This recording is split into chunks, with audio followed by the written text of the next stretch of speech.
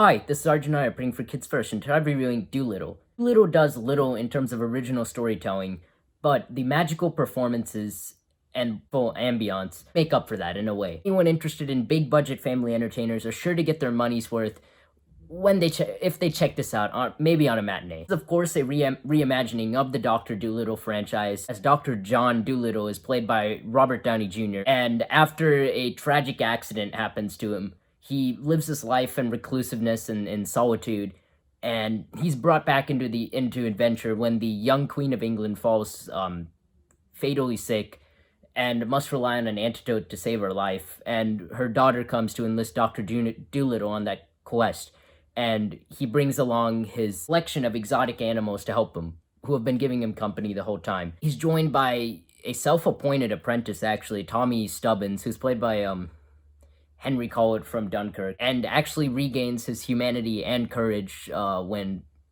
befriending him. The cast is all-star, of course. I mean, we have Robert Downey Jr. as Dr. John Dolittle,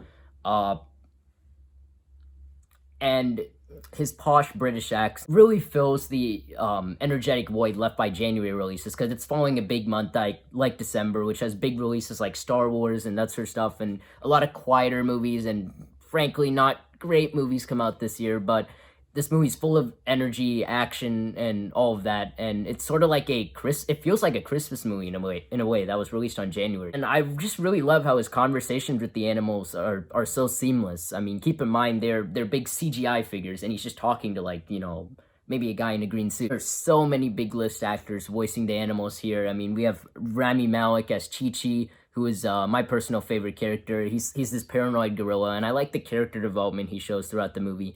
And we have Emma Thompson as Polly the parrot, who brings her acerbic demeanor, as she usually does, to this role, and it works for the movie. I also enjoyed John Cena and Kumail Nanjiani as Yoshi and Plimpton, who are the bickering and bantering polar bear and ostrich of the movie, and it was just fun to watch them do their thing. They were great comic relief.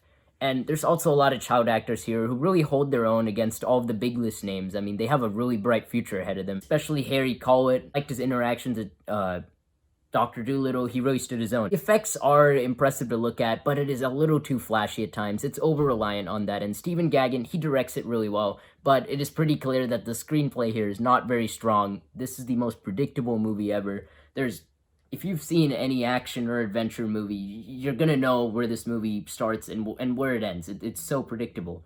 And like I said, the visuals and the vista of it all makes up for that, but I would have liked to see, you know, some more unpredictability. Like the Jumanji series, which keeps outdoing itself, going into the cliches and telling us, hey, these are cliches which happen in adventure movies, and I would have liked a little bit more of that, maybe like some meta commentary to keep it fresh in life. So don't come for a developed plot. But there are some good messages that prevail, even for a kid's movie. How it has a good message about not keeping your thoughts and feelings to yourself, and opening up to others, as he does to his apprentice and other people, and he realizes that his reclusiveness is unhealthy, and decides to change himself for the better.